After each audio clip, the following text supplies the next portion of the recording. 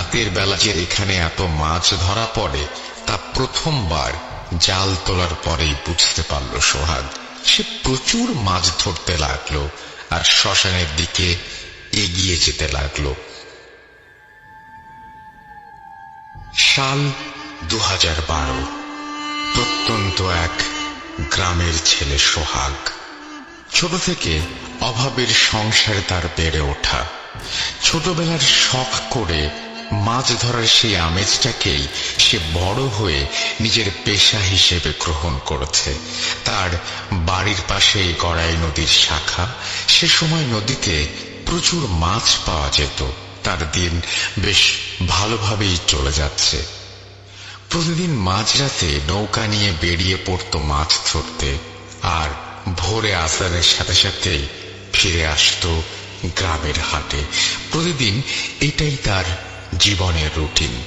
সেই সময় তাদের গ্রাম থেকে বেশ খানিক দূরে নদীর বাঁকে একটা শ্মশান ছিল। সেই শ্মশানের সাথে লাগোয়া একটা ছোট মন্দিরের মতো ঘর, তার পাশে একটা মাঠ, আর এর কোণে কিছু গাছ। এরপর থেকে শুধু ফসলি জমি, কোনো জনবসতি নেই তার প্রায় 2 কিলোমিটারের মাঝে। দিনের বেলা জমিতে লোকজন কাজ করলেও রাতে এদিকে মানুষের খুব একটা যাতায়াত নেই। এমনকি রাতে মাছ ধরার জন্য কেউ এদিকটায় আসে না। শীতের শুরু, এ সময়ে নদীর পানি অনেকটাই কমে যায়, ফলে মাছও কমে আসে পানির সাথে পাল্লা দিয়ে। এই সময়টাতে সোহাগের এই পেশা নিয়ে বেশ ভালো ঝামেলা পোহাতে হয়। নদীতে মাছ নেই, তার 3 বেলা খাবার জোটানো কঠিন হয়ে পড়ে। শ্মশানের ওদিকটায় নদীর গভীরতা অনেক। সাধারণত ওখানকার পানি শুকায় না, তাই নদীর মাছ সেই খাড়ির মতো জায়গায় নেমে যায় এই সময়ে। কিন্তু সমস্যা হলো দিনের বেলায় সব মাছ নদীর একদম গভীরে চলে যায়, তাই সেখানেও দিনে খুব একটা মাছ পাওয়া যায় না। কিন্তু রাতে মাছ খাবারের খোঁজে অগভীর পানিতে চলে আসে, ফলে অল্প সহজেই স্বল্প সময়ে অনেক মাছ ধরা যায়। সেবার নদীতে প্রায় 3 দিন ধরে তেমন কোনো মাছ পাচ্ছিল না সোহাগ। তাই সে চিন্তা করলো অনেক হয়েছে, এবার রাতে শ্মশানের পাশের খাড়িতে মাছ ধরতে যাবে। আর সে তার আশেপাশের কয়েকজনকে জানালো মাছ ধরতে যাবার কথা। কিন্তু সবাই শোনার সাথে সাথে এক বাক্যে না করে দিল, আর তারা সোহাগকেও নিষেধ করে দিল রাতে যেন ওদিকটায় মাছ ধরতে না যায়। কিন্তু তার আর্থিক অবস্থা আরো শোচনীয় হলে সে সিদ্ধান্ত নেয় যা হোক রাতে ওখানে মাছ ধরতে যাবে। তার গ্রাম থেকে অনেকটা দূর হওয়ায় বেশ আগেই নৌকা নিয়ে বের হতে হবে তাকে, আর প্রায় 2 কিলোমিটার নৌকা চালিয়ে যেতে হবে তাকে। তাই বিকেল থেকেই সকল সরঞ্জাম ঠিক করে প্রস্তুতি নেয় সে। নৌকার মাঝে একটা লাঠি বেঁধে তাতে একটা হারিকেন বেঁধে ঝুলিয়ে নিল সে। 2টা মশাল বানিয়ে নিল নৌকায়। এরপরে মাছ ধরার জন্য মুঠো জাল আর অনেক ফলাযুক্ত একটা ক্যাটা নিল সে।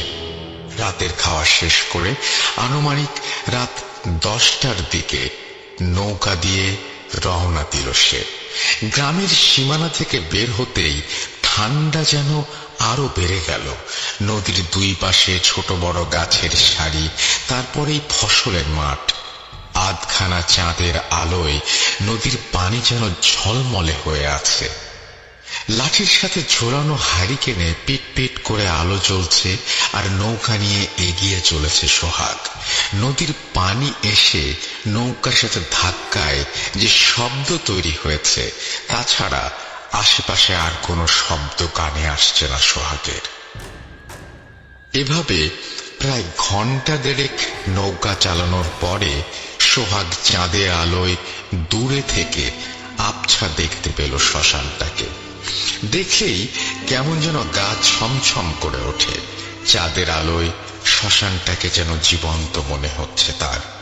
সে মুঠো জাল দিয়ে মাছ ধরা শুরু করে দিল। আসলেই রাতের বেলা যে এখানে এত মাছ ধরা পড়ে তা প্রথমবার জাল তোলার পরেই বুঝতে পারল সোহাগ। সে প্রচুর মাছ ধরতে লাগলো আর শ্মশানের দিকে এগিয়ে যেতে লাগলো। শ্মশানের কিছুটা কাছে যেতেই সে দেখলো একটা জায়গা থেকে কুণ্ডুলি পাকিয়ে ধোঁয়া উঠছে আকাশের দিকে, আর নিচে ছড়িয়ে ছিটিয়ে আছে কিছু কয়লার অঙ্গার। দেখে মনে হচ্ছে সদ্য একটা লাশ পোড়ানো হয়েছে এখানে। কিন্তু শ্মশান আর মাঠ একদম জনমানব শূন্য। সে আশেপাশে আর কোনো প্রাণের অস্তিত্ব যেন নেই। এটা মনে হতে তার বেশ অস্বস্তি শুরু হলো। কিন্তু এতদিন পরে এত মাছ পাওয়ার আনন্দে সে এই ব্যাপারটাকে পাত্তা না দিয়ে আবার মাছ ধরায় মনোযোগ দিল। সে শ্মশানের অপর পাশে নদীর পাড় ঘেঁষে মাছ ধরতে লাগলো। নদীর এ পাশটায় বিশাল বড় ভুট্টা ক্ষেত। গাছগুলোতে বেশ বড় বড় ভুট্টার মোচা এসেছে। দেখেই লোভ ধরে গেল সোহাগের। সে ভাবল, এই রাতে কেউ তো নেই, যাই কিছু ভুট্টার মোচা তুলে নৌকায় নিয়ে আসি। সে বাড়ি থেকে আনা মশাল দুইটার একটা জ্বালিয়ে নিল। নৌকা পাড়ে একটা ছোট গাছের সাথে বেঁধে ভুট্টা খেতে নেমে পড়ল। ভুট্টা ক্ষেতের ভেতরের দিকের গাছগুলোতে অনেক বড় বড় ভুট্টা ধরেছে। সে মশাল হাতে একটা জমির আইল ধরে একটু ভেতরের দিকে চলে গেল। সে বড় দেখে ভুট্টা ছিঁড়তে লাগলো আর ভেতরের দিকে যেতে লাগলো। আকাশের চাঁদ তখন হেলে পড়েছে অনেকটাই। বাতাসের দোল খেলে যাচ্ছে ভুট্টার গাছে। সেই বাতাসে ভুট্টার গাছের পাতা একটার সাথে আরেকটা ধাক্কা খেয়ে শন শন শব্দ তৈরি করছে। এই শব্দের কোনো পরিবর্তন নেই, একটানা চলছে। এরই মাঝে তার কানে একটা আলাদা শব্দ ভেসে আসলো। খুব মনোযোগ দিয়ে চেষ্টা করেও শব্দটা ঠিক বোঝা যাচ্ছে না, কিন্তু এই পাতার শব্দের থেকে যে আলাদা তা বেশ ভালোভাবেই বুঝতে পারছে। হঠাৎ তার কানে একটু জোরালো ভাবে সেই শব্দটা কয়েক মুহূর্তের জন্য ভেসে আসলো। সে স্পষ্ট শুনতে পেল একটা ছোট বাচ্চার কান্নার শব্দ। এক মুহূর্তের জন্য থমকে গেল সে। এত রাতে এই ভুট্টা ক্ষেতের মাঝে এমন ছোট বাচ্চার কান্নার শব্দ কেন? একটা প্রশ্ন ঘুরপাক খেতে লাগলো তার মনে। আর এর মাঝেই কান্নাটা আরো একবার শুনতে পেল সে। এবার মনে হচ্ছে শব্দের উৎসটা তার কাছেই। কৌতূহল হয়ে সে শব্দের উৎস খুঁজতে শুরু করে দিল। ওদিকে হাতের মশালের আলো প্রায় নিভু নিভু। এর একটু পরেই একটানা কেঁদে চলেছে সেই ছোট বাচ্চা। তার কান্নার শব্দে যেন ভারী হয়ে উঠেছে চারপাশ। সেই কান্নার শব্দের মোহে পড়ে সোহাগের তখন মাতাল অবস্থা। নিজের ওপরে তার আর কোনো নিয়ন্ত্রণ নেই। সে কি করছে, কোথায় যাচ্ছে, সব যেন তার বোঝার বাইরে। তার মনে হতে লাগলো সে কি এই কান্নার মায়ায় জড়িয়ে যাচ্ছে। তার একটাই তখন উদ্দেশ্য, বাচ্চাটাকে খুঁজে বের করতে হবে।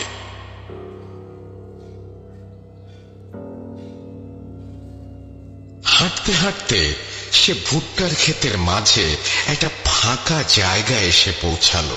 মশালের হালকা আলোয় সে দেখতে পেল সেই ফাঁকা জায়গায় একটা ফুটফুটে ছোট শিশু একভাবে কেঁদেই চলেছে।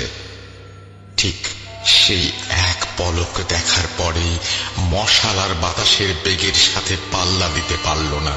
ধপ করে নিভে গেল তার সকল উজ্জ্বলতা নিয়ে। কিছুক্ষণ এইভাবে দাঁড়িয়ে রইল সোহাগ। চাঁদের আলোয় তার চোখ সয়ে আসলে সে দেখল প্রায় 7 থেকে 10 মাস বয়সী একটা বাচ্চা ছোট একটা সাদা কাপড়ে মোড়ানো পড়ে আছে জমিতে। বাচ্চাটার পা দুটো বের করা আর মুখটা বের করা। এই ফুটফুটে বাচ্চাটা তখনও কেঁদে চলেছে। সোহাগ দৌড়ে গেল বাচ্চাটার দিকে, কি যেন এক মায়ায় পড়ে গেল সে। বাচ্চাটাকে হাত বাড়িয়ে কোলে তুলে নিল। কোলে নেয়ার সাথে সাথেই সেই বাচ্চাটার কান্না থেমে গেল। এমন একটা হাসি হাসি মুখ নিয়ে তাকিয়ে রইল সোহাগের মুখের দিকে। সোহাগের মায়ের সাথে রাগও হতে লাগলো। এই শীতের রাতে কে এত সুন্দর বাচ্চাটাকে এখানে এভাবে রেখে গেছে? এই কথা ভাবতে ভাবতে সে বাচ্চাটাকে নিয়ে নৌকার দিকে হাঁটা দিল। ভাবলো যার বাচ্চাই হোক সে বাড়ি নিয়ে যাবে আর সকালে খোঁজ করে বাচ্চার বাবা মার কাছে পৌঁছে দেবে। কিন্তু সে যতই নৌকার দিকে হাঁটছে ততই বাচ্চাটার মুখের হাসি উজ্জ্বল হয়ে উঠছে। সে একটা অদ্ভুত জিনিস খেয়াল করলো, সে বাচ্চাটাকে নিয়ে যতই নৌকার দিকে আসে বাচ্চার পা দুটো যেন ততই লম্বা হতে থাকে। সে প্রথমে এটাকে মনের ভুল মনে করলো, কিন্তু আরো কিছুটা এগোনোর পরে সে দেখলো পা দুটো যেন তার কোল বেয়ে ঝুলে পড়ছে অনেকটা। আরো অবাক ব্যাপার হচ্ছে, বাচ্চার পা দুটো শুধুই মনে হচ্ছে বড় হয়ে যাচ্ছে, কিন্তু বাকি সব কিছু স্বাভাবিক। সে পা দুটো ভালোভাবে কোলের মাঝে নিয়ে আবার হাঁটতে শুরু করলো, কিন্তু তারপরেও মনে হচ্ছে তার কোলের মাঝ থেকে পা বের হয়ে যাচ্ছে। সে বাচ্চাটাকে কোলে নিয়ে জোরে হাঁটা দিল নৌকার দিকে। চাঁদের আলোতে নৌকাটাকে আবছা দেখা যাচ্ছে ভুট্টা গাছের ফাঁক দিয়ে। নৌকার কাছে চলে আসার পর সে বাচ্চাটাকে কোলে নিয়ে আর হাঁটতে পারছে না। মনে হচ্ছে পেছন থেকে কেউ যেন তাকে অদৃশ্য কিছু দিয়ে আটকে ধরেছে। সে পেছনে তাকাতেই যা দেখলো, তারপরে আর তার কোনো কিছু চিন্তা করার শক্তি ছিল না।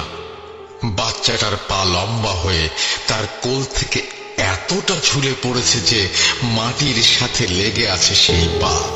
আর ঘটনার মাঝখানে একটু কথা বলবো। আপনারা যারা এরকম টাইপের ঘটনাগুলো শুনতে পছন্দ করেন, মানে কোনো অ্যাড নাই, আমাদের চ্যানেল কিন্তু ভাই মনিটাইজ করা না, কোনো অ্যাড নাই, কিছু নাই, জাস্ট ঘটনাটাই শুনতে পারবেন।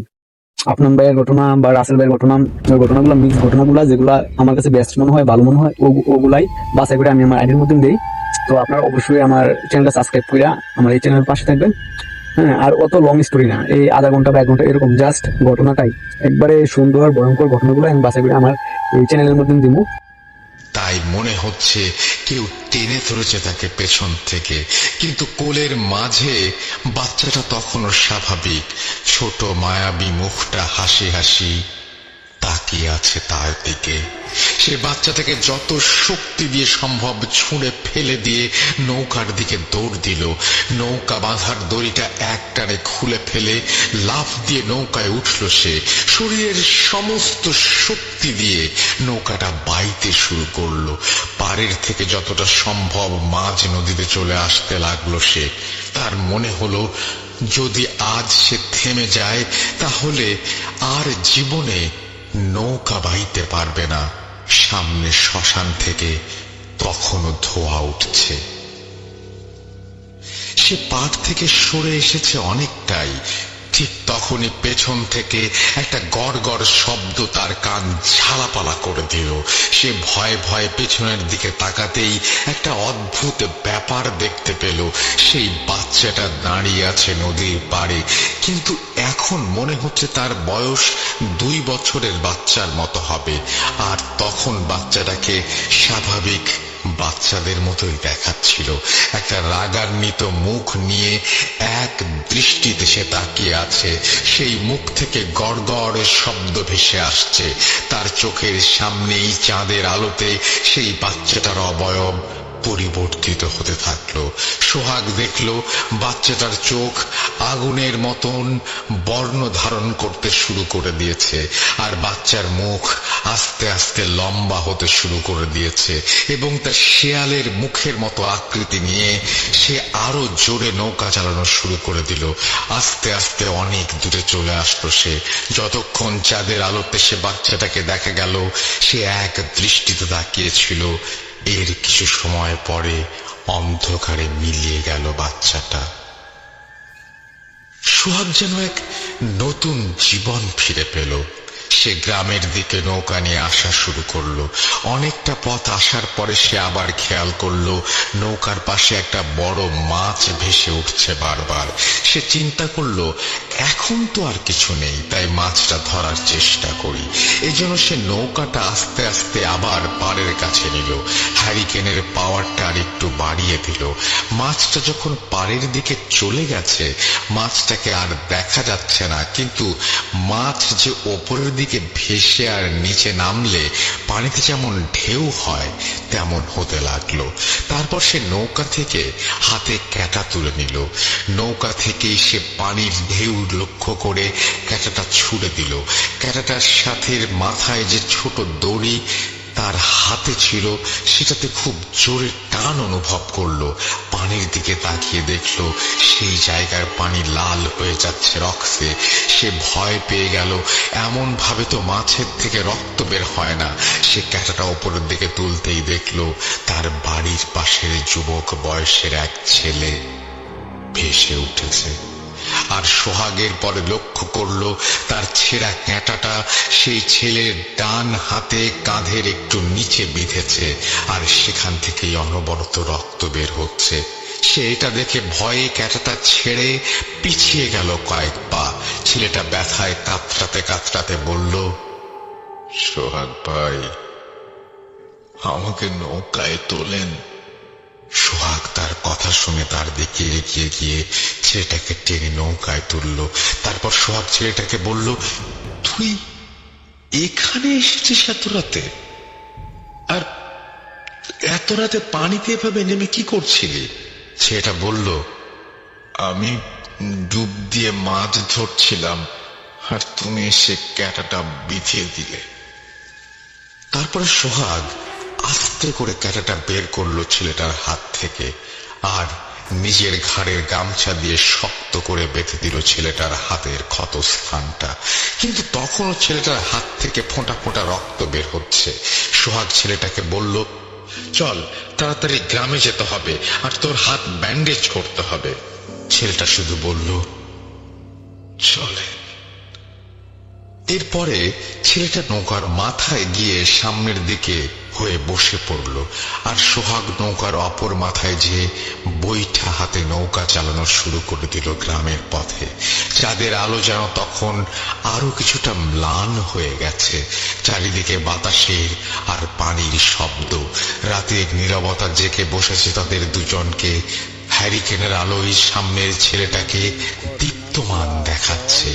একটু পর পর ঠান্ডা বাতাস বয়ে আসছে যেন কোথা থেকে, আর সেই বাতাসে হ্যারিকেনের গ্লাসের ভেতর দিয়েও আলোটাকে যেন নাচিয়ে দিচ্ছে বারবার। আলোটা যেন নিভু নিভু হতে হতে আবার জ্বলে ওঠে, আর সেই আলোর শিখায় এই জনমানবহীন এলাকায় তারা দুজনেই যেন শুধু আলোকিত হয়ে আছে। এই সময় এসে সোহাগের খুব শান্তি লাগছিল। এতগুলো অদ্ভুত ঘটনা ঘটে যাওয়ার পরে এমন প্রশান্তিটার দরকার ছিল তার। সে ভাবতে লাগলো একটা পরিচিত ছেলে এখন আছে তার সাথে। এটা মনে হতেই তার মাঝে আবার একটা চিন্তা ঢুকে গেল। তার মাথায় প্রশ্ন চলে আসলো, সে যখন মাছটাকে ক্যাটা দিয়ে মারলো তখন তো কোনো লোককেই সে দেখতে পায়নি আশেপাশে, আর ছেলেটা এই শীতের রাতে এভাবে পানিতে নেমে গ্রাম থেকে এত দূরে এসে মাছই বা ধরতে যাবে কেন? আর তাকে তো এখানে মাছ ধরতে আসার আগে আমি বলেছিলাম আমার সাথে আসতে, তখন আসলো না, বরং আমাকে আরো নিষেধ করে দিল আসতে। আর এখন সে এখানে মাছ ধরতে এসেছে একা একা। আর তার সাথে মাছ ধরার কোনো কিছু দেখলাম না। সোহাগ আরো খেয়াল করলো এতটা পথ প্রায় 10 মিনিট সে নৌকা চালিয়ে আসলো, আর ছেলেটা একবারের জন্য তার সাথে কথা বলল না। তাহলে তাহলে কি সেও অন্য জগতের কেউ? সোহাগ আর ভাবতে পারছে না কিছু। তার মনে হচ্ছে সে আবার নিজের ওপর নিয়ন্ত্রণ হারাচ্ছে। এলোমেলো সব চিন্তা যেন তাকে পাগল করে তুলছে। সে সাথে সাথে সেটার দিকে তাকিয়ে ডাক দিতে যাবে, এমন সময় হ্যারিকেনের আলোয় দেখলো ছেলেটা নৌকার মাথায় নেই। সাথে সাথে ভয়ের একটা ঠান্ডা স্রোত বয়ে গেল তার শরীর দিয়ে। কিন্তু তার অবাক হওয়া যেন এখনো বাকি। সে দেখলো সে এতক্ষণ ধরে নৌকা চালিয়ে আবার সেই শ্মশানের কাছেই ফিরে এসেছে। আর সাথে সাথে একটা ক্ষীণ হাসির শব্দ ভেসে আসলো তার কানে। নদীর পাড়ের দিকে তাকিয়ে দেখলো সেই বাচ্চাটা পাড়ে দাঁড়িয়ে তার দিকে তাকিয়ে হাসছে। সোহাগ বৈঠা মাটিতে ঠেকিয়ে নিজের সর্বশক্তি দিয়ে ধাক্কা দিল, কিন্তু 1 ইঞ্চি পরিমাণ নড়াতে পারল না সে নৌকাটাকে। যেন পানি আঠার মতো নৌকাটাকে আটকে দিয়েছে। চাঁদের আলোয় তখনও স্পষ্ট দেখা যাচ্ছে বাচ্চাটাকে। তার দিকে তাকিয়ে হেসেই চলেছে। সে ভয়ে শীতের রাতেও ঘামছে। কি করবে, কোথায় যাবে কিছু বুঝতে পারছে না। এদিকে বাচ্চারা তখন আস্তে আস্তে পানিতে নেমে যাচ্ছে পাড় থেকে। আর সোহাগ তখনও প্রাণপণে চেষ্টা করে যাচ্ছে নৌকা চালাতে, কিন্তু তখনও নৌকা একদম চলছে না। তার চোখের সামনেই বাচ্চাটা পানিতে নামলো। তারপরে মাছের মতো করে মাথা ভাসিয়ে পানিতে সাঁতার দিয়ে এসে সে নৌকাটাকে ধরে ফেললো। বাচ্চাটার মুখে তখন আর সেই হাসিটা নেই। সেই হাসি মাখা মুখে এখন শুধু রাগ। বাচ্চাটা নৌকায় উঠতে যাবে, এমন সময় সোহাগ পানিতে লাফ দিয়ে শ্মশানের দিকে সাঁতার দিল। শ্মশানের পাড়ে সে উঠে সেই ফাঁকা মাঠটার মাঝে দৌড়াতে শুরু করলো। ছোট গাছ, ধানের জমি সব পার হয়ে একভাবে দৌড়াচ্ছে সে। পেছনে তাকিয়ে আর দেখার মতো সাহস নেই তার। এভাবে কত সময় কোন দিকে দৌড়াচ্ছে তার খেয়াল নেই। কিছু সময় পর সে একটা রাস্তায় এসে পৌঁছালো। সে মাটির রাস্তা ধরে লোকালয়ের আশায় দৌড়াচ্ছে। চাঁদের আলো রাস্তার গাছের সারির ফাঁক দিয়ে অল্প অল্প করে রাস্তার ওপর এসে পড়ছে। আলো আধারির একটা পরিবেশ চারদিকে। ভেজা গায়ে তার শরীর ঠান্ডায় কাঁপছে। চারদিকে ঝিঝি পোকার ডাক। তার মনে হচ্ছে তার চোখ যেন এখন বন্ধ হয়ে যাবে। সে আবছা দেখলো একটু দূরে কয়েকজন মানুষ দাঁড়িয়ে আছে। তাদের হাতে আলোর ছটা দেখা যাচ্ছে। সে চিৎকার দিয়ে রাস্তার সেই লোকগুলোকে ডাক দিল, দয়া করে আমাকে বাঁচান, দয়া করে আমাকে বাঁচান। এরপরেই সে মাটিতে লুটিয়ে পড়ল। তার চোখ বন্ধ হয়ে যাচ্ছে। সে ঘোলা ঘোলা চোখে দেখলো সেই আলোটা এগিয়ে আসছে তার দিকে। তার মনে হচ্ছে সে মারা যাবে। এটাই তার জীবনের শেষ রাত। সে হয়তো আর কোনোদিন দিনের আলো দেখতে পারবে না। দিনের আলোর জন্য যেন তার মন আকুল হয়ে উঠেছে। এরপরে আর কিছু মনে নেই। একটা প্রচন্ড বাতাসে সে জেগে উঠল। শরীরে প্রচুর ব্যথা তার। তার পাশে থাকা লোকগুলোর কথা শুনতে পাচ্ছে সে, কিন্তু তারা ঠিক কি বলছে তা বোঝা যাচ্ছে না। সে খেয়াল করলো সে এক মাঠে ঘাসের ওপরে শুয়ে আছে, আর লোকগুলো তার থেকে একটু দূরে একটা চিতা সাজাচ্ছে। চিতাটা অর্ধেক সাজানো হয়ে গেছে তখন। লোকগুলো হাসাহাসি করে কি যেন বলছে আর চিতা সাজাচ্ছে। সে ওঠার চেষ্টা করতেই দেখলো তার থেকে একটু দূরে একটা সাদা কাপড় দিয়ে ঢাকা আছে লাশ। মাথা ঘুরিয়ে চারিদিকে খেয়াল করে দেখলো সে শুয়ে আছে সেই শ্মশানের মাঠের কোনো এক কোণে, আর শ্মশানে চিতা সাজানো হচ্ছে। দুজন লোক এসে তার পাশে লাশটাকে তুলে নিয়ে গেল। তারপরে চিতার উপরে লাশটা রেখে দিল। এরপরে লাশের উপরে আরো কিছু কাঠ দেওয়ার জন্য অপর দুজন লোক কাঠ নিয়ে চিতার পাশে দাঁড়িয়ে আছে। সোহাগ নির্বিকার চিত্তে সব দেখছে, কিন্তু তার চূড়ান্ত ভয়টা এখনো বাকি আছে। এটা সে বুঝতে পারে যখন লোকগুলো লাশের ওপর থাকা সাদা কাপড়টা টান দিয়ে ফেলে দেয়। সে দেখতে পায় চিতার উপরে রাখা সেই লাশটা আর কারো নয়, এটা তার নিজের লাশ। এবার সে ভয়ে একটা আত্মচিৎকার দিয়ে ওঠে আর দিক বিদিক দৌড়াতে শুরু করে দেয়। পেছন থেকে ভেসে আসছে অনেক হাসির শব্দ, কিন্তু তার পেছনে তাকিয়ে দেখার সাহস নেই। একটু সামনে যেতে সে দেখতে পায় তার নৌকা পাড়ে আটকানো। সে এক লাফে নৌকায় উঠে পড়ে, শরীরের সমস্ত শক্তি দিয়ে গ্রামের দিকে নৌকা চালাতে শুরু করে দেয়। ঠিক কতক্ষণ গ্রামের দিকে নৌকা চালিয়েছে সে মনে নেই তার। তার শুধু একটাই চিন্তা, আজ বাঁচতে হবে। চাঁদটা আকাশে তখন আর দেখা যাচ্ছে না, একটা ঘন অন্ধ। ঘটনার মাঝখানে একটু কথা বলবো। আপনারা যারা এরকম টাইপের ঘটনাগুলো শুনতে পছন্দ করেন, মানে কোনো অ্যাড নাই, আমরা আমাদের চ্যানেল কিন্তু মনিটাইজ করা না, কোনো অ্যাড নাই, কিছু নাই, জাস্ট ঘটনাটাই শুনতে পারবেন। আপনার ভাইয়ের ঘটনা বা রাসেল ভাইয়ের ঘটনা, ওই ঘটনাগুলো মিক্স ঘটনাগুলো যেগুলো আমার কাছে বেস্ট মনে হয়, ভালো মনে হয়, ওগুলাই বাছাই করে আমি আমার আইডির মধ্যে দিই। তো আপনারা অবশ্যই আমার চ্যানেলটা সাবস্ক্রাইব করে আমার এই চ্যানেলের পাশে থাকবেন। হ্যাঁ, আর অত লং স্টোরি না, এই আধা ঘন্টা বা 1 ঘন্টা এরকম, জাস্ট ঘটনাটাই একবারে সুন্দর ভয়ঙ্কর ঘটনাগুলো আমি বাছাই করে আমার এই চ্যানেলের মধ্যে দিব। কার ঘিরে ধরেছে তাকে, কোন দিকে নৌকা চালাচ্ছে তা সে নিজেও জানে না। হঠাৎ সামনে একটা আলোর বিন্দু দেখতে পায় সে। সোহাগে চেঁচিয়ে ডাকে সামনে। সে দেখতে পায় আরো কয়েকটি নৌকা এগিয়ে আসছে তার দিকে, আর সবাই তার চেনা গ্রামের লোক, একসাথে মাছ ধরে।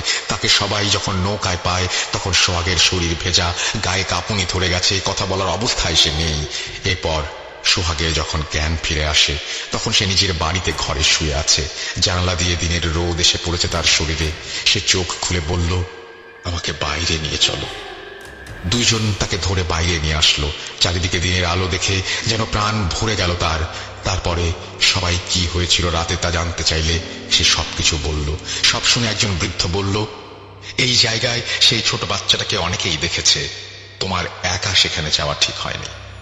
সোহাগের শরীরে তখন কাঁপুনি দিয়ে জ্বর। সোহাগের কদিন পরে পুরোপুরি সুস্থ হয়ে যায়। সে এখনো জীবিত আছে এবং এখনো সেই নদীতে মাছ ধরে। তবে সেই রাতের পর থেকে সোহাগ একা রাতে আর মাছ ধরতে যায় না নদীতে। ঘটনাটির যেদিন ঘটে সে দিনটি ছিল শুক্রবার। ওনার খালু মাছ ধরার কাজ করত এবং উনি বেয়াল নামক একটা জিনিস দিয়ে মাছ ধরত। ঘটনা যেদিন ঘটে তখন মাগরিবের সময় হয়ে এসেছে। ওই দিন আবার গ্রামের হাটের দিন। খালু তখন বাসায় ছিল। মাগরিবের আজান হয়ে গেছে, উনি প্রথমে খেয়াল করেননি। পরে উনি যখন বুঝতে পারেন তখন চিন্তা করেন যে এখন অজু করে মসজিদে যেতে যেতে উনি আর জামাত পাবে না।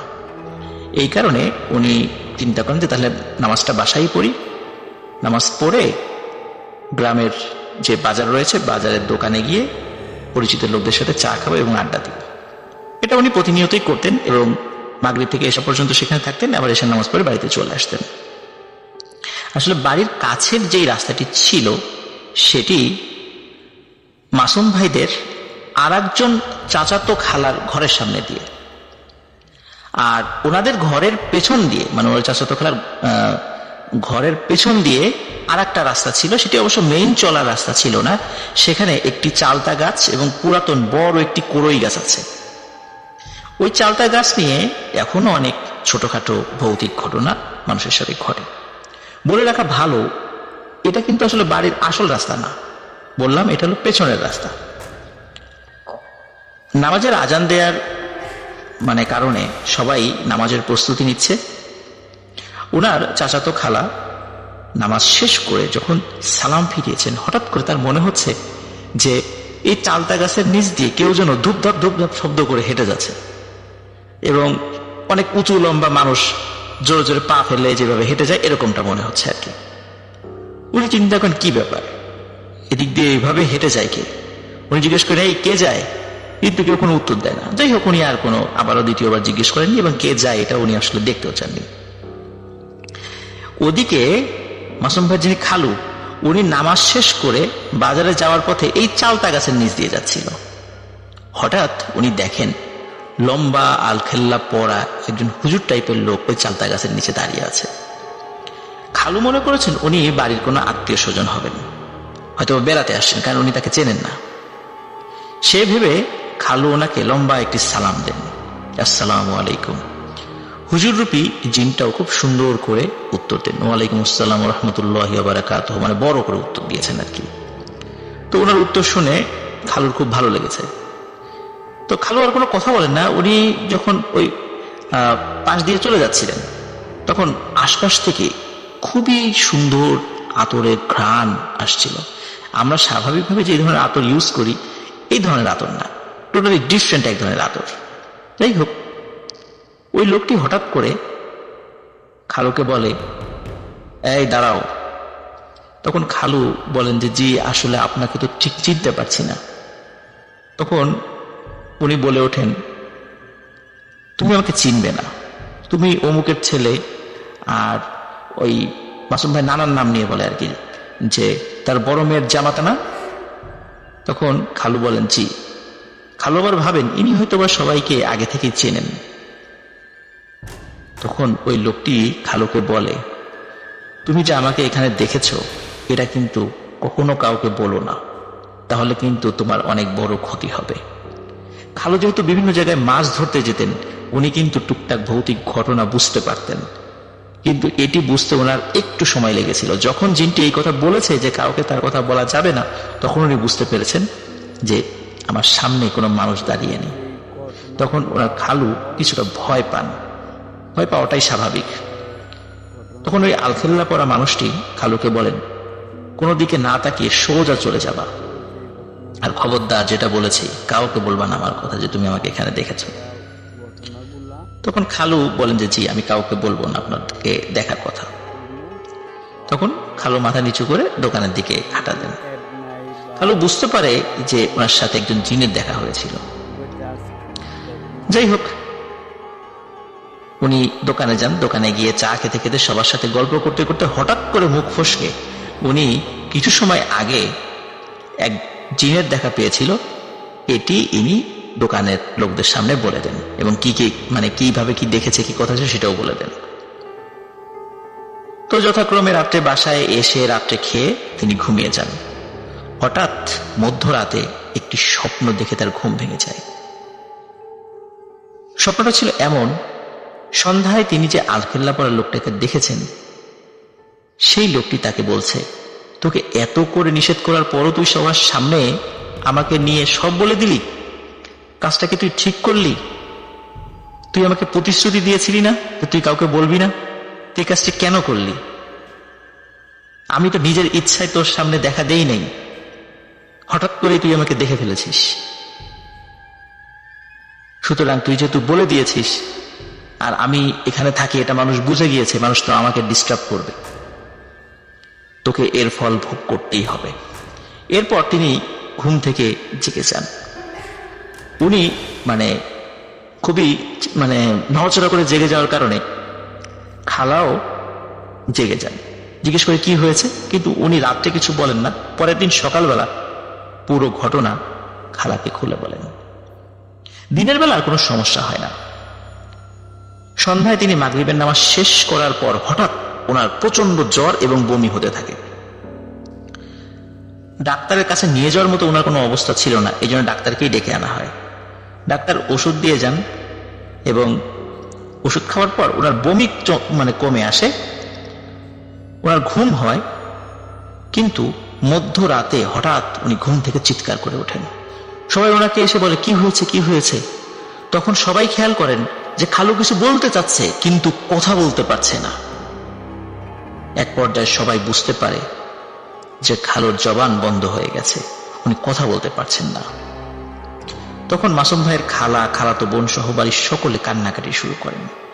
আর ওই রাতে চারদিক থেকে মানুষ চলে আসে। পরবর্তীতে অনেক ডাক্তার কবিরাজ দেখানোর পরও কোনো সমাধান করা যায়নি, অবস্থা যেমন ছিল তেমনই থাকে। এমনও যদি হতো যে ওনার পরিবারের অন্য লোকও উপার্জনক্ষম আছেন তা কিন্তু ছিল না। উনি পরিবারের একমাত্র উপার্জনক্ষম ব্যক্তি। ওনার এরকম অথর্ব হয়ে পড়ে থাকা পরিবারের জন্য একটা বিশাল বিপর্যয় ডেকে নিয়ে আসে। আত্মীয় স্বজনরা সর্বোচ্চ চেষ্টা করে তাকে সুস্থ করার জন্য, কিন্তু কিছুতেই কিছু হচ্ছে না।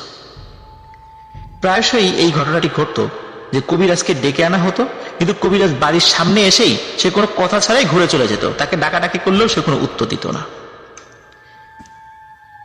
এদিকে আত্মীয় স্বজনরা তো খুব চেষ্টা করে যাচ্ছে। খালু কিন্তু প্রতি রাত্রেই চিৎকার দিয়ে ঘুম থেকে জেগে যেত এবং পাশে থাকা যাকেই উনি পেতেন জড়িয়ে ধরতেন। মানে এমন ভাবে জড়িয়ে ধরতেন মনে হচ্ছে তাকে কেউ নিয়ে যাবে। কোনো কিছু দেখে তিনি মারাত্মক ভয় পেয়েছেন এবং ওনার চোখে ভয়ার্ত ছাপ থাকতো এবং উনি মনে হতো যে উনি ঘুম থেকে জাগার পরেও কাউকে দেখছেন তিনি, এবং ভয়ে উনি সবাইকে জড়িয়ে ধরতেন। কিন্তু উনি তো কথা বলতে পারছিলেন না, যার কারণে উনি কি দেখছেন সেটি কাউকে বলতেও পারতেন না। তবে বোবাদের মতো ইশারা করে উনি কথা বলার চেষ্টা করতেন এবং উনি খুব ভয় পেতেন। দিনের বেলাতে উনি ভয় পেতেন। আর এর মধ্যে একজন খুব ভালো মানের একজন হুজুর আসেন তাকে চিকিৎসা করার জন্য। তো তিনি যখনই বাড়ির মধ্যে আসছেন, মানে ঢুকবেন, ওই হুজুর বলে ওঠেন, লাভ নাই, লাভ নাই, আমি ভয় পাওয়ার পাত্র নই। আপনি যেখান থেকে এসেছেন সেখানে চলে যান। আর আপনার মতো পরহেজগার মানে জিনের কাছে এটা কখনোই আশা করিনি। তো উপস্থিত মানুষরা কাউকে তো দেখে না, কিছু বোঝেও না যে হুজুর কাকে বললো এগুলো। ওই জায়গাতে মোটামুটি মাসুম ভাইয়ের নানা, নানু, খালা, খালাতো ভাই, খালাতো বোন সহ অনেক মানুষ ছিল। মনে হচ্ছে যে পুরো গ্রামের মানুষ ওখানে চলে এসেছে ওই হুজুরকে দেখার জন্য। একটা কথা বলে রাখা ভালো, মাসুম ভাইয়ের যেই নানা আর কি, ওরা কিন্তু গ্রামে খুব নামডাক। উনি পাকিস্তান পিরিয়ডেই ব্যাংক মানে সরকারি ব্যাংকে চাকরি করতেন আর কি। যেহেতু ওনার খুব সম্মান ছিল, গায়ের মানুষও ওনাকে খুব মানত। তো হুজুরের এসব কথা শুনেই সবাই তো অবাক যে উনি কাকে এসব কথা বলছে, নিজে নিজে কথা বলছে। তখন ওই হুজুর খালুর রুমে যান, 2 মিনিটের মতো ওই রুমের মধ্যে ছিলেন। ভেতর থেকে বাহিরে আসেন এবং সবাইকে অনুরোধ করেন সবাই নিজ নিজ দায়িত্বে দূরে সরে যান এবং নিরাপদ দূরত্ব বজায় রাখুন। এরপর তিনি উঠোনের মধ্যে একটি গোল বৃত্তের মতো আঁকেন এবং 1 গ্লাস পানি হাতে নিয়ে দোয়া পড়তে থাকেন। দোয়া পড়তে পড়তে একটা পর্যায়ে মনে হচ্ছিল ওর হাত কাঁপছে এবং গ্লাসের পানিও মনে হচ্ছে যে বের হয়ে আসার চেষ্টা করছে, কারণ হাত কাঁপার সাথে সাথে গ্লাসের পানির মধ্যে কম্পন সৃষ্টি হয়েছে এবং কম্পনটা তো বেড়ে যায় যে গ্লাসের মধ্যে থাকা পানিও ভেতর থেকে বাইরে পড়ে যাচ্ছিল। এসব দেখে উপস্থিত মানুষও ভয় পেয়ে যায়। হঠাৎ ওনার খালু ঘরের ভেতর থেকে চোখ বন্ধ অবস্থায় বাইরে আসতে থাকেন। সবাই তো অবাক যে চোখ বন্ধ করে একটি মানুষ কিভাবে হাঁটে। তো উনি হুজুরের আঁকা বৃত্তর মধ্যে এসে বসে যান। এতদিন কথা বলতে না পারা মানুষটা স্পষ্টভাবে কথা বলা শুরু করেন। তখন তিনি হুজুরের নাম ধরে জিজ্ঞেস করেন, তুমি কেন এখানে এসেছো? তখন হুজুর বলেন, আপনি জানেন আমি কেন এসেছি, আর আপনি লোকটাকে কেন এত কষ্ট দিচ্ছেন, কি অপরাধ তার? এসব কথা কিন্তু সবার সামনে হচ্ছে, প্রিয় লিসেনার্স। তখন খালুর মধ্যে থাকা সেই জিনটি বলতে থাকে, এই বেয়াদবটা আমার সাথে কথার বরখেলাপ করেছে, ওকে শাস্তি দিচ্ছি, ওর আরো শাস্তি হবে, তুমি চলে যাও।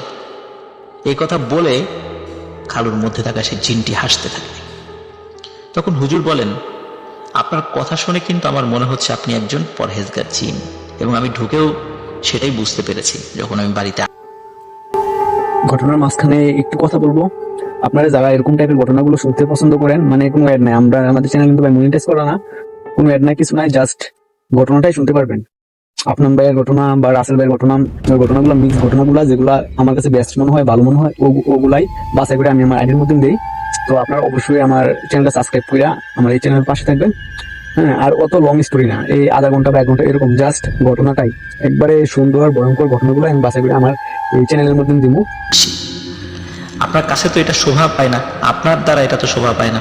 কখনো কোনো পরহেজগার জিন, ভালো জিন কোনো মানুষকে কষ্ট দেয় না। আপনি কেন একে কষ্ট দিচ্ছেন? আপনি চলে যান। তখন ওই জিনটি সাফ জানিয়ে দেয়, যে তার আরো শাস্তি হবে এবং এই শাস্তি না দেওয়া পর্যন্ত তিনি যাবেন না। পরে ওই হুজুর অনেক রিকোয়েস্ট করে ওই জিনকে এবং বলে যে আপনি কিসের বিনিময়ে যাবেন। তখন ওই জিনটি ইমানদার হওয়ার কারণে সে বলে যে ঠিক আছে, আমি চলে যাব, কিন্তু কয়েকটি শর্ত দিয়ে যাব। ও যদি নামাজ রোজা করে ভালো হয়ে যায়, কারণ খালু কিন্তু তখন ওইভাবে নামাজ কালাম পড়তো না, পড়তো কিন্তু রেগুলার না আর কি। এবং ওই বাড়ির নির্দিষ্ট কিছু জায়গার কথা বলে দেন, সেটা সবার জন্য, যে কেউ যেন সন্ধ্যার পরে বা রাতের বেলা ওই জায়গাতে না যায় বা ওইদিকে না যায়। তো সবাই প্রতিশ্রুতি দেন যে হ্যাঁ, সন্ধ্যার পরে ওদিকে কেউ যাবে না। এরপরে ওই জিনটি যাওয়ার আগে গরিব দুঃখীদের মধ্যে সিন্নি, সাদগা এগুলো করতে বলেন। এরপরে হঠাৎ করে খালু মাটিতে লুটিয়ে পড়েন, সেন্সলেস হয়ে যান এবং এর পরেও উনি বেশ কয়েকদিন কথা বলতে পারেন না। এদিকে খালুর মধ্যে থাকা সেই জিনের কথা অনুযায়ী বিভিন্ন জায়গায়, স্পেশালি বেশ কিছু মানে মসজিদ, মাদ্রাসা, মাজার, যে জায়গাতে আসলে গরিব মানুষ কখনো কখনো সমাগম ঘটে, বা মাদ্রাসায় অনেক দুস্থ বাচ্চারা লেখাপড়া করে, আবার জুম্মার পর বা বিভিন্ন সময় মসজিদে কিছু মানুষ আসে সাহায্যের জন্য, আবার গ্রামে আরো মানুষ আছে। তারপরে ওনাদের কাছে কিছু মাজার ছিল, সেখানে কিছু মানুষ আসতো সাহায্যের আশায়। সেখানে ওনারা যতদূর পেরেছে ওনাদের সামর্থ্য অনুযায়ী সিন্নি দিয়েছে, সাহায্য করেছে। এভাবে চলতে থাকে। 5 দিন হয়ে যায়, খালুর অবস্থার কোনো উন্নতি ঘটে না। 6ষ্ঠ দিন হঠাৎ ফজরের আজানের সময় খালু পরিবারের সদস্যদেরকে নামাজের জন্য ডাকতে থাকেন। সবাই উঠে বলেন, আরে উনি তো একদম সুস্থ। ওনার পরিবারের সদস্যরা এত খুশি হন যে খুশিতে কান্না করে দেন। 6ষ্ঠ দিন থেকে খালু একদম সুস্থ এবং পরিপূর্ণ সুস্থ হয়ে যান। ওনাকে দেখলে বোঝার উপায় নেই যে উনি এতটা অসুস্থ ছিলেন। মাসুম ভাই কিন্তু পরবর্তীতে ওনার খালুকে জিজ্ঞেস করেছিলেন যে বোবা অবস্থায় আপনি কি দেখতেন, স্বপ্নে কি দেখতেন, এবং স্বপ্ন থেকে জেগে যাওয়ার পরে এই যে ভয়ার্ত চোখে আপনি কাকে দেখতেন, সবাইকে এভাবে জড়িয়ে ধরে রাখতেন, এত ভয় পেতেন কেন? তিনি কোনো কথা বলতেন না। তিনি বলতেন যে হুজুর এসেছিলেন, দোয়া করে দিয়ে গেছেন, আমি সুস্থ হয়ে গেছি, এটাই শেষ কথা, এটা নিয়ে আমাকে আর কোনো কথা বলবো না। যদিও বা পরবর্তীতে কেউ কখনো এই বিষয়ে তাকে জিজ্ঞেস করত, তিনি সেখান থেকে উঠে চলে যেতেন এবং উনি কোনো কথা বলতেন না এই বিষয়ে, কারণ উনি দ্বিতীয়বার এই ভুলটি আর করতে চাইতেন না। সকলে বুঝতো যে উনি আসলে এই বিষয়ে আর কোনো কথা বলতে চাচ্ছেন না, কারণ বললেই আরো সমস্যা হতে পারে, কারণ উনি ভয়াবহ একটা বিপদ থেকে রক্ষা পেয়েছিলেন। প্রিয় লিসেনার্স, এই ঘটনাটি মানে যেটা যেখানে ঘটেছে আর কি, এটি হচ্ছে যে চাঁদপুর জেলা, উপজেলা হচ্ছে ফরিদগঞ্জ। আর মাসুম ভাই উনি এই ঘটনাটি আমাদেরকে দিয়েছেন। ঘটনাটির সময়কাল ছিল 1960 কি 62 সাল। ঘটনাটির স্থান বরিশাল জেলার বাকেরগঞ্জে। ওনাদের গ্রামে সপ্তাহে 2 দিন হাট বসত। ওই হাটেই গ্রামের অধিকাংশ মানুষজন তাদের বাকি হাট পর্যন্ত তাদের যেই জরুরি জিনিসগুলো থাকতো সেই জিনিসগুলো কেনাকাটা করত। এমনই একটি হাটের দিন ওই ডাক্তারের মামা উনি হাট করতে আসেন। ওনার প্রয়োজনীয় যে জিনিসগুলো বিক্রির জন্য ছিল সেগুলো বিক্রি করার পরে ওনার জন্য যেই জিনিসগুলো কেনা প্রয়োজন সেগুলো কেনেন। এর মধ্যে কয়েকটি ইলিশ মাছ ছিল। যেহেতু বরিশাল এলাকা নদী এলাকা, সেখানে ইলিশ মাছের দামও স্বাভাবিকভাবে কিছুটা কম, যার কারণে উনি মানে একটা ইলিশ মাছ না কিনে বেশ কয়েকটি ইলিশ মাছ কিনেছিলেন এবং ইলিশ মাছ কিনে উনি ওনার বাড়ির দিকে হাঁটা শুরু করেন। সাধারণত হাট শেষে নিজেদের বাড়ির পথে একসাথে 7-8 জন বা 10-12 জনের একটি গ্রুপ করে সাধারণত গল্প গুজব করতে করতে সবাই বাড়িতে আসে। কিন্তু ওই দিন কোনো কারণে তার দেরি হয়ে যায় এবং ওনার বাড়ির দিকে রওনা দিতে 8টা বা 9টা বেজে যায়। আর 8টা বা 9টা অনেক রাত, স্পেশালি গ্রামে, এটা তো আমরা অনেকেই জানি। আর 1960 কি 62 সালের দিকে এটি তো আরো অনেক রাত। কারণ তখন মানুষ কিন্তু সন্ধ্যার পরপরই ঘুমিয়ে পড়তো। এখনো কিন্তু বাংলাদেশে অনেক জায়গা আছে যারা সন্ধ্যার পরপরই ঘুমিয়ে পড়ে এবং সকালবেলা ফজরের আজানের সাথে সাথে উঠে যায় বা তারা আজানের আগেও ওঠে। তো উনি যেহেতু রাত করেই ফেলেছিলেন, উনি ফিরছেন ইলিশ মাছ এবং অন্যান্য যে জিনিসগুলো তিনি কিনেছিলেন সেগুলো নিয়ে ফিরছিলেন। আর গ্রামের রাস্তাঘাট সাধারণত দেখবেন যে রাস্তার দুপাশে বেশ গাছপালা ঝোপঝাড় এগুলো থাকে, এখনো তো আছে। আর 1960-62 সালের কথা তো বাদই দিলাম, তখন তো আরও গাছপালা ঝোপঝাড় ছিল। ওনার হাতে কোনো আলো ছিল না, চাঁদের আলোই ছিল ওনার ভরসা। সেই ভরসা করে উনি কিন্তু এগিয়ে যাচ্ছিলেন। আর রাস্তাঘাট ওনার সব চেনাই ছিল, সুতরাং কোনো সমস্যা হওয়ার কথা না। এখানে একটি বিষয়, সেটি হচ্ছে যে মেইন রাস্তা যেটি বাজার থেকে চলে এসেছে সেদিক দিয়ে দীর্ঘ পথ হাঁটার পর একটি জায়গায় এসে রাস্তাটি দুটো দিক চলে গেছে, একটি গ্রামের দিকে আর একটি সোজা গিয়ে একটি পরিত্যক্ত খাল বা পুকুর এখানে গিয়ে শেষ হয়েছে। খাল বা পুকুরের আগে একটি পরিত্যক্ত কুয়াও রয়েছে। এই পথে দিনের বেলা মানুষজন হাঁটাহাঁটি করলেও সন্ধ্যার পরে এই পথে কেউ যায় না, কারণ ওইদিকে কোনো মানুষের ওই সময়ে ঘর বাড়ি ছিল না। কিন্তু এখন তো অনেক কিছু পরিবর্তন হয়েছে। উনি যখন রাতের বেলা একা একা ওই রাস্তা দিয়ে ফিরছিলেন এবং ওই রাস্তার মোড়ে এসে, যেখান থেকে রাস্তা দুই দিকে চলে গেছে, ওখান থেকে যে উনি কোন দিকে যাবেন সেটা তো উনি জানতেন যে ওনার বাড়ির রাস্তা কোন দিকে। উনি যখন ওনার বাড়ির রাস্তা দিয়ে কিছু পথ এগিয়েছেন, হঠাৎ করে পেছন থেকে কেউ একজন ওনাকে ডেকে ওঠে, এই কই যাও, তোমার বাড়ির পথ তো ওইদিকে না, তোমার বাড়ির পথ তো উল্টো রাস্তায়। তখন উনি বেশ চমকে ওঠেন যে কি ব্যাপার, কে ডাকে পেছন থেকে। উনি পেছন দিকে তাকিয়ে দেখেন ওনাদের গ্রামেরই একজন খুব পরিচিত ব্যক্তি, মুরব্বী মানুষ। তখন উনি বলছেন যে কেন, এটাই তো মনে হয় গ্রামের রাস্তা। তখন ওই মুরব্বী বলে, না না, এটা গ্রামের রাস্তা না, এটা ওই যে সেই খালপাড়ে যাওয়ার রাস্তা। তখন উনি চিন্তা করেন যে কি ব্যাপার, আমি কি তাহলে ভুল রাস্তায় আসলাম রাতের বেলা, যেহেতু আলো টালো নেই। উনি চিন্তা করেন যে হতেও পারে যে আমি ভুল রাস্তায় চলে এসেছি। উনি দ্বিধাগ্রস্ত হয়ে পড়েন, যেহেতু পেছন থেকে একজন মানুষ বলছেন। এই চিন্তা করে উনি ওনার বাড়ির পথ ছেড়ে দিয়ে উনি সেই রাতের বেলা ওই পথটি ধরেন, যেই পথে কোনো জনবসতি নেই এবং একটি খাল বা পুকুরের কাছে গিয়ে ওই রাস্তাটি শেষ হয়ে গেছে এবং সন্ধ্যার পরে ওই রাস্তাতে কেউ হাঁটে না। উনি সেই রাস্তা দিয়ে হাঁটতে থাকেন এবং হেঁটে যাচ্ছেন। হাঁটতে হাঁটতে উনি কিন্তু পেছনে আর একজন মানুষের হাঁটার শব্দ শুনছেন এবং পেছন দিকে মাঝে মাঝে তাকিয়েও দেখছেন এবং সত্যিই দেখছেন যে ওই যে লোকটি যিনি তাকে রাস্তা থেকে সরিয়ে এনে অন্য পথ দেখিয়ে দিয়েছেন, তিনিও হেঁটে আসছেন। কিন্তু পেছন দিকে তাকিয়ে যখন তাকে বলে যে চাচা সামনে আসেন, গল্প করতে করতে যাই, উনি আর সামনে আসেন এবং কোনো কথাও বলে না। আর সেই মামাও বেশ অবাক হন যে কি ব্যাপার, কথা বলে না কেন। যাই হোক, কয়েকবার বলার পরেও যেহেতু উনি মানে ওই মুরব্বী কোনো সারা শব্দ দেয় না, তখন ওই ডাক্তারের মামা যিনি, উনিও বেশ ওনার মানে আত্মসম্মানে লাগে যে কি ব্যাপারে, এতবার বলছি উনি তো কোনো উত্তর দেয় না। যার কারণে উনি আর পরবর্তীতে কয়েকবার বলার পরে আর কোনো পিছন দিকে তাকানো নাই, আর কিছু বলেনও নাই, উনি সোজা হেঁটে যাচ্ছেন। কিন্তু উনি হাঁটার সময় কিন্তু পেছনে আরেকজন মানুষের হাঁটার শব্দ ওনার কানে স্পষ্ট ভেসে আসছিল। কিছু সময় হাঁটার পর উনি সামনে দেখেন যে রাস্তা শেষ এবং রাস্তার শেষ মাথায় সেই পুকুর বা খাল, আর এই খালের পাশেই রয়েছে একটি পরিত্যক্ত কুয়া। উনি বুঝতে পারেন উনি ভুল পথে চলে এসেছেন।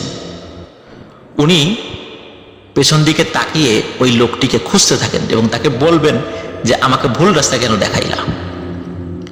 কিন্তু উনি পেছন দিকে তাকিয়ে কাউকেই দেখতে পান না। উনি হঠাৎ ফিল করেন যে কুয়ার মধ্যে কিছু শব্দ, খসখস খসখস শব্দ। উনি আসলে বুঝতে পারেন নাই যে এই কুয়াটা বা হন্টেড কিনা বা কি, এরকম কোনো কথা আসলে ওনার জানা ছিল না।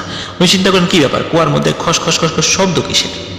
উনি কৌতূহলী হয়ে কুয়োর কাছে যান এবং কুয়োর মধ্যে উকি মেরে দেখেন যে ভেতরে কি শব্দ কিসের। যদিও ওনার হাতে আলো ছিল না, কিন্তু চাঁদের আলো বেশ স্পষ্ট ছিল।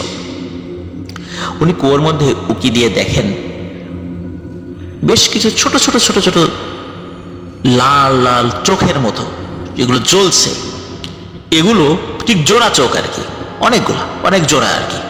এগুলো কুয়ার নিচ থেকে আস্তে আস্তে উপর দিকে উঠে আসছে। ছোট ছোট মানে নিচে থাকলে তো একটু ছোট দেখা যায়, আস্তে আস্তে উপরে উঠে আসছে এবং বড় বড় আস্তে আস্তে মানে বড় হয়ে যাচ্ছে আর কি সেগুলো। তো উনি চিন্তা করেন যে কি ব্যাপার, এগুলো কি? তখন উনি বেশ ভয় পেয়ে যান এবং ভয়ে যখন দৌড় দেবেন তখন হঠাৎ করে পেছন থেকে কেউ বলে ওঠে, কিরে মাছ কি একা একাই খাবি, আমাদেরকে দিবি না? তোকে এত কষ্ট করে ভুল পথ দেখিয়ে এদিকে নিয়ে আসলাম, তোকে এমনি এমনি যেতে দেব? উনি হঠাৎ ফিল করেন ওই যে কুয়ার মধ্যে মাত্র যে চোখগুলো দেখেছিলেন, যে জোড়া চোখগুলো, এগুলো ওনার চতুর্দিকে ঘুরপাক খাচ্ছে। উনি এগুলো দেখে দোয়া দুরুদ পড়তে শুরু করেন। একটা পর্যায়ে লক্ষ্য করেন যে চোখগুলি মিলিয়ে গেল। এরপর উনি রাস্তা ধরে সোজা দৌড় দেন। দৌড় দিয়ে একটি পর্যায়ে এসে সেই মোড়ে চলে আসেন। মোড়ে আসার পর উনি ওনার বাড়ির আসল রাস্তা ধরেন। উনি যখন রাস্তা দিয়ে দৌড়াচ্ছিলেন ওনার মনে হচ্ছিল যে পেছন থেকে কেউ ওনার পিছু নিয়েছে এবং বেশ কয়েকজন ওনার পিছু পিছু আসছে এবং হাঁটার শব্দ বা দৌড়ানোর শব্দ উনি পাচ্ছেন। উনি একটা পর্যায়ে বুঝতে পারেন যে আসলে এই মাছগুলো নিয়ে আর উনি বাড়িতে ফিরতে পারবেন না। এই মাছগুলো যদি উনি রেখে না যান তাহলে ওনার অনেক বড় ক্ষতি হয়ে যাবে। তারপর উনি মাছগুলো ফেলে দেন, যে বাজারগুলোর সাথে ছিল সেগুলোও ফেলে দেন এবং দৌড়াতে দৌড়াতে উনি বাড়িতে এসে চিৎকার দিয়ে সেন্সলেস হয়ে পড়ে যান। বাড়ির সদস্যরা তার চোখে মুখে পানির ছিটা দিয়ে জ্ঞান ফেরান এবং জ্ঞান ফেরানোর পর উনি সব ঘটনা খুলে বলেন। বাড়ির সবাই বলেন, ভালো হয়েছে মাছগুলো ফেলে দিয়ে এসেছ, কারণ ওই মাছ আমরা আসলে আনার পরে খেতেও পারতাম না, ওগুলো খেলে আমাদের অনেক বড় ক্ষতি হয়ে যেত। যাই হোক, ওনার কয়েকদিন জ্বর ছিল, আস্তে আস্তে উনি আবার সুস্থ হয়ে যান। এটি ছিল মাসুম ভাইয়ের প্রথম ঘটনা। প্রিয় লিসেনার্স, এখানে কিন্তু একটি বিষয়, সেটি হচ্ছে যদি কখনো মাছ আনার সময় এই ধরনের ঘটনা ঘটেই যায় তখন আমাদের করণীয় কি? তো আমাদের করণীয় হচ্ছে যে যদি আমরা মাছ নিয়ে আসি, উচিত হচ্ছে সেই মাছগুলো না খাওয়া, কারণ ওগুলোর উপর দুষ্টু জিনেদের নজর থাকে। আর যদি একান্ত খেতেই হয় তাহলে সূরা ফাতিহা, আয়াতুল কুরসি বা সূরা কুরাইশ, এই সূরাগুলো পড়ে বা চারকুল পড়ে, যেটা আপনাদের ইচ্ছা, ফু দিয়ে তারপরে যদি সেগুলো খান তাহলে ইনশাআল্লাহ সমস্যা কেটে যাবে। আমরা চলে যাচ্ছি মাসুম ভাইয়ের পরবর্তী ঘটনায়।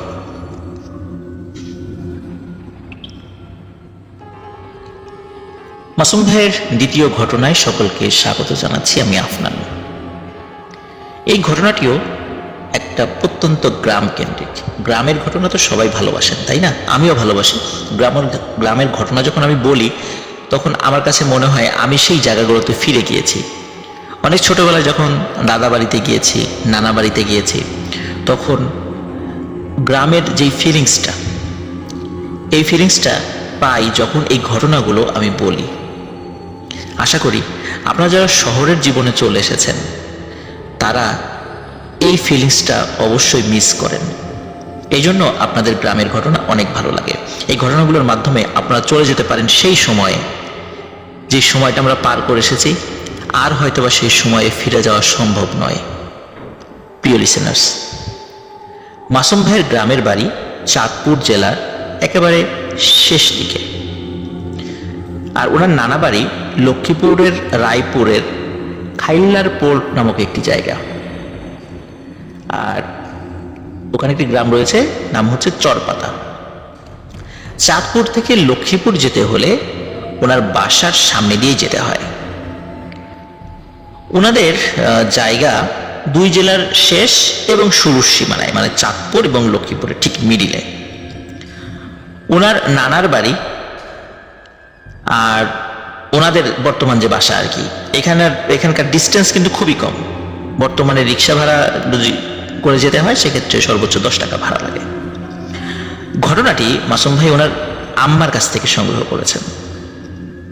যদিও বা এই ঘটনা ওই এলাকার লোক মুখে প্রচলিত, মানে ওখানকার অধিকাংশ যারা মুরব্বী আছেন, মুরব্বীদের আবার তারা তো জানেনই, তাদের কাছ থেকে ছোট বড় মোটামুটি সবাই এই ঘটনাটি জানেন। তো যাই হোক, মাসুম ভাইয়ের আম্মুরা 4 বোন, তার মধ্যে ওনার আম্মু সবার ছোট। সব খালারা তাদের স্বামীর বাড়িতে থাকাতে আর মাসুম ভাইয়ের নানা একটি সরকারি ব্যাংকে চাকরিতে থাকায় উনি অধিকাংশ সময় ঢাকায় থাকতেন। এই কারণে ওনার আম্মু তখন তাদের বাড়িতেই বেশি থাকত। ঘটনা শুরু হয় ঠিক যেভাবে, সেটি হচ্ছে যে ওনার আম্মুর চাচাতো ভাইয়ের বড় ছেলে, তার নাম হচ্ছে মিজান, বড় বয়স কত হবে, 7 থেকে 8 বছর এমনটা হবে। ঘটনা যেদিন শুরু হয় সেদিন রাতে অনেক বৃষ্টি হচ্ছিল। বৃষ্টি যখন মোটামুটি থেমে যায়, তখনও গুড়ি গুড়ি বৃষ্টি হচ্ছিল। হঠাৎ মিজান নামের ওই ছেলেটা ওয়াশরুমে যাবে বলে তার মায়ের কাছে বলে। রাত তখন মোটামুটি প্রায় 12:30 কি 1টা এমন। তো মিজানের মা সে ঘুম থেকে ওঠে, এই গুড়ি গুড়ি বৃষ্টির মধ্যে তার ছেলেকে নিয়ে বাড়ি থেকে বাইরে বের হয়। এটা তো আমরা সকলেই জানি যে গ্রামে অধিকাংশ ওয়াশরুমগুলো ঘরের বাইরে থাকে, আর ওই ওয়াশরুমটা ঘর থেকে একটু বেশি বাহিরে ছিল। যাই হোক, ওকে ওয়াশরুমে নিয়ে যায়। মিজান যখন ওয়াশরুম সেরে তার মায়ের সাথে আবার ঘরে ফিরে আসে, হঠাৎ করে সে বলতে থাকে যে তার পেটে খুব ব্যথা করছে। এবং অদ্ভুত বিষয় যে তার কলেরা শুরু হয়ে যায়। এখানে একটি বিষয় বলে রাখা ভালো যে ওয়াশরুমটিতে সে গিয়েছিল সেই জায়গা এবং মাসুম ভাইয়ের নানা বাড়ি যেটা, সেখানকার মানে যে জায়গাটা রয়েছে আর কি, ওই কাছাকাছি একটি ভয়ানক বাগান রয়েছে। এই বাগান কেন্দ্রিক ছোট বড় বেশ কিছু ঘটনা মানুষের সাথে ঘটত এবং অনেক ঘটনা এখনো ঘটে, টুকটাক আর কি, অত বড় কিছু না। তো যখন মিজানের এই সমস্যাটি দেখা দেয় যে কলেরা হয়েছে, তখন বাড়ির সকলে চিন্তিত হয়ে পড়ে। কারণ আসলে যে সময়টিতে হয়েছে সেই সময়টি হচ্ছে 1988 সাল, মানে 88 সাল আর কি। যদিও বা খুব বেশি দিন বা বেশি বছর আগের কথা নয়, কিন্তু তারপরেও ওই সময়ও যদি কোনো গ্রামে কলেরা শুরু হতো একবার, পুরো গ্রাম ধরে সাফ হয়ে যেত, সেটাকে আমরা ওলা ওঠা বলি আর কি। তখন বিভিন্ন রিচুয়াল করে এই কলেরাকে থামানোর জন্য চেষ্টা করত। কেউ কেউ অনেক কুসংস্কারের আশ্রয় নিত, যার কোনো বৈজ্ঞানিক ভিত্তি নেই এবং ধর্মীয় ভিত্তিও নেই। যাই হোক, মিজান রাতের বেলায় প্রচন্ড অসুস্থ হয়ে পড়ে এবং সকাল বেলায় মারা যায়। তার মৃত্যুতে পরিবারের শোক নেমে আসে। মিজানকে কবর দেওয়ার জন্য যখন সবাই ব্যস্ত, কিন্তু অন্যদিকে বাড়ির প্রতিটি ঘরে 1-2 করে কলেরায় আক্রান্ত। হঠাৎ করে বিভিন্ন বাড়িঘরে এই ধরনের সমস্যা সৃষ্টি হয়, সবাই চিন্তিত হয়ে পড়ে। মিজানদের বাসা থেকে শুরু আশেপাশের বিভিন্ন বাড়িতে সেটা ছড়িয়ে পড়েছে সকালবেলায়। মাসুম ভাইয়ের নানুর বাড়িতেই বেশি।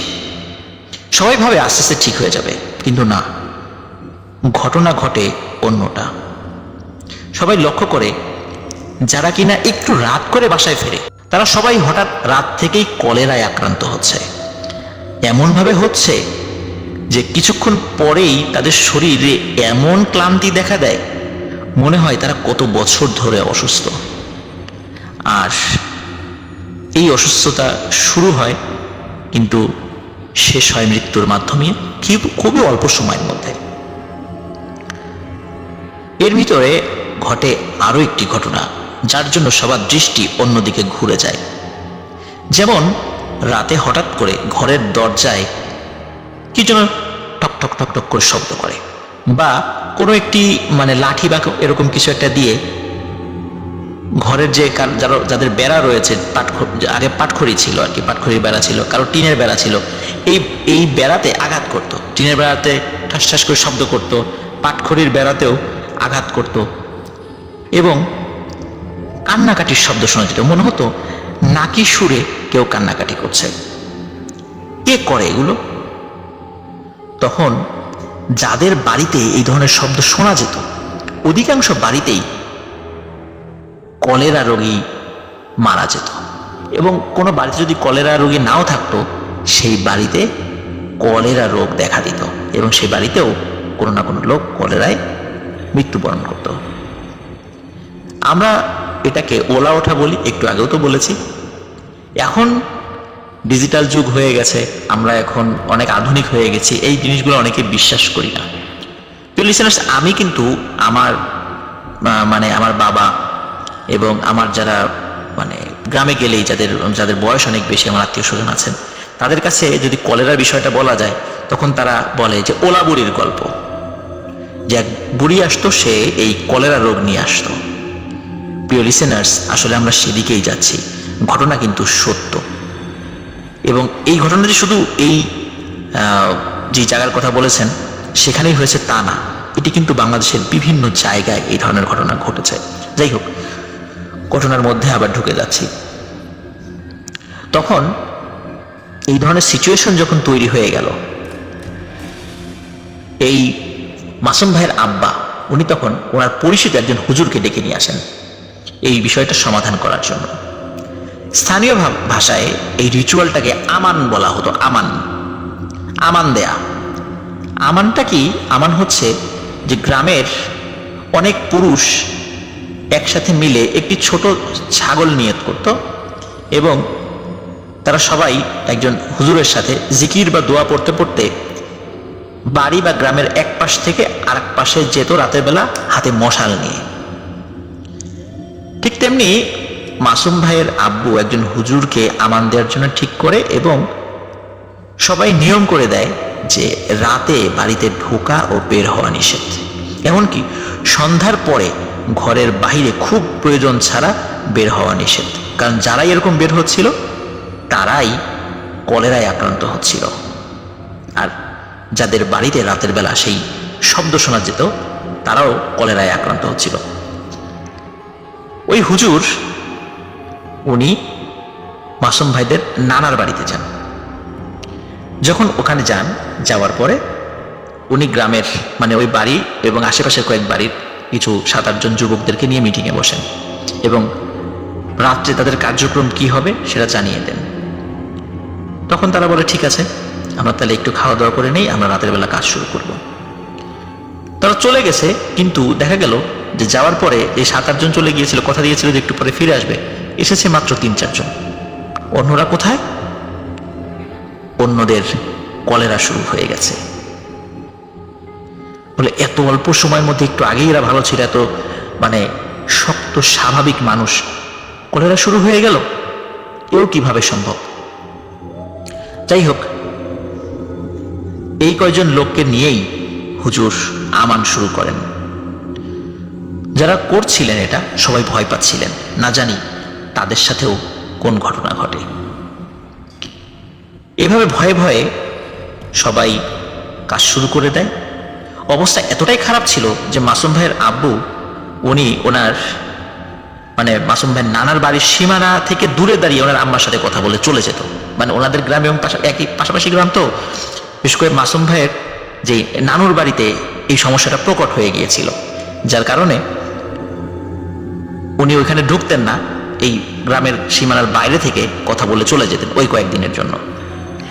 যাই হোক, হুজুর আমান দেওয়ার জন্য কিছু লোকদেরকে সাথে নিয়ে কিন্তু ছাগলটাকে সামনে রাখতে হবে এবং তারা পেছনে থাকবে, এইভাবে তারা আমান শুরু করে।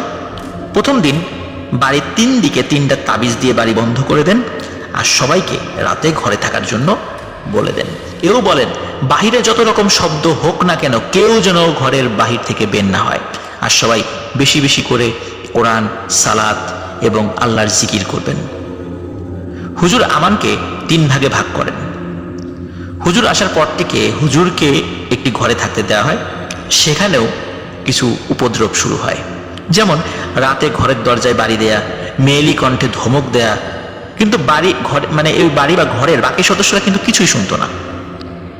ওই হুজুর স্বপ্নেও ভয় দেখাতে আসতো, হুজুরের স্বপ্নের মধ্যে কে বা কারা ভয় দেখাতে আসতো, এই বলে চলে যা, তোদের কারণে আমাদের কাজের ব্যাঘাত হচ্ছে। হুজুর একদিন স্বপ্নেই জিজ্ঞেস করে, তোরা এখানে কেন আসলি আর তোরা কতজন?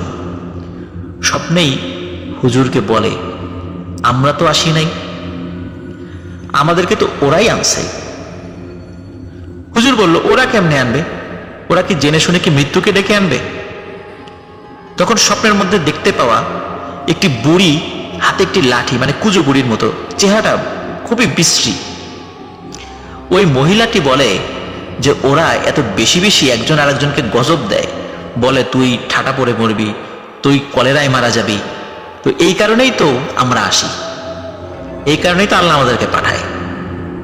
ওরা যদি গজব না দিত একজন আরেকজনকে, বা অভিশাপ না দিত, তাহলে কি আমরা আসতে পারতাম? সুতরাং আমরা আসতে বাধ্য হয়েছি, আমাদের কাজে ব্যাঘাত ঘটাবি না। আর আমরা একটা দল আছি, এই দলে দলে আমরা শিকারে বের হই। এবং হুজুরকে ধমক দেয়, বলে তুই চলে যা।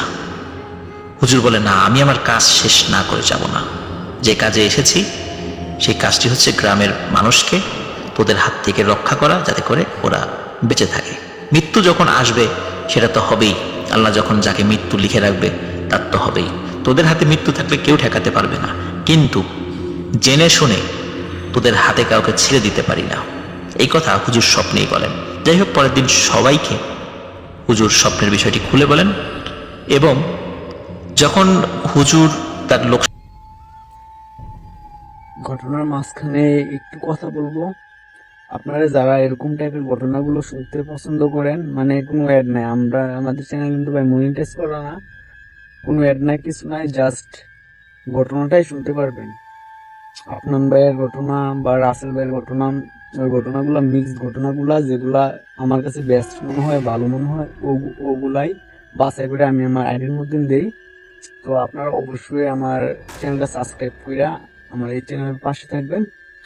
হ্যাঁ, আর অত লং স্টোরি না, এই আধা ঘন্টা বা 1 ঘন্টা এরকম, জাস্ট ঘটনাটাই একবারে সুন্দর ভয়ঙ্কর ঘটনাগুলো আমি বাছাই করে আমার এই চ্যানেলের মধ্যে দিব।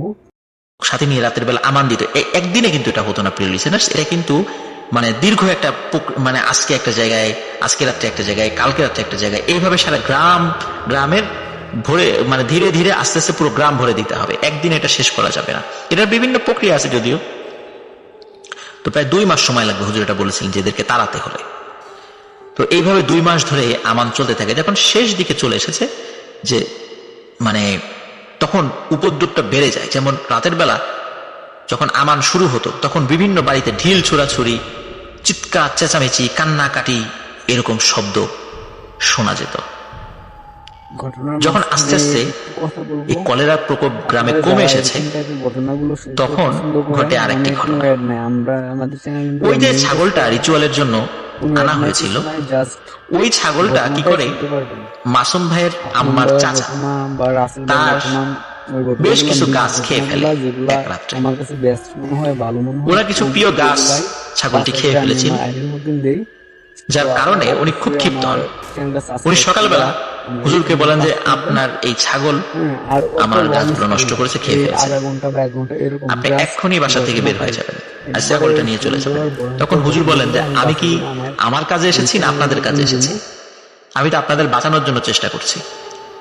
কিন্তু মাসুম ভাইয়ের আম্মার চাচা এত বেশি আসলে রাগান্বিত ছিলেন এই ছাগল, মানে গাছ খাওয়াকে কেন্দ্র করে, ছাগলের গাছ খাওয়াকে কেন্দ্র করে, যার কারণে উনি আসলে হিতাহিত জ্ঞান শূন্য হয়ে পড়ে, কারণ ওনার প্রিয় গাছগুলো এরকম নষ্ট করে ফেলেছিল ছাগল। তিনি হুজুরকে বাসা থেকে বের করে দেন। ওই রাত্রেই একটি করুণ ঘটনা ঘটে। কলেরা ছাড়াই হঠাৎ মাসুম ভাইয়ের আম্মার চাচা উনি মারা যান। হার্ট স্ট্রোক করে মারা গিয়েছিলেন বলে ধারণা করা হয়, কিন্তু কলেরায় মারা যান নাই। ঘটনার মাঝখানে আসলে কেন উনি মারা গিয়েছিলেন বা কি হয়েছিল যারা এরকম টাইপের ঘটনাগুলো শুনতে সেটা জানি না। মানে কোনো হতে পারে আমরা আমাদের যে স্বাভাবিকভাবে ওনার মৃত্যু হয়েছে, আবার হতে পারে ওনার মৃত্যুর পিছনে প্যারানরমাল কিছু থাকতে পারে। যাই হোক, হুজুর চলে যাওয়ার পরে আস্তে আস্তে ওই গ্রাম স্বাভাবিক হয়ে যায়, সবার মধ্যে কলেরার প্রকোপ কমে আসে। তারপরে আর কয়েকদিন যাওয়ার পরে আস্তে আস্তে একদম সব স্বাভাবিক। লিসেনার্স, এই ওলা বুড়ির ঘটনা এটি কিন্তু আমি নিজেও শুনেছি, আপনারাও শুনেছেন অবশ্যই, আমার বাবাও বলেছে, সেটা আমি আপনাদেরকে বলেছি।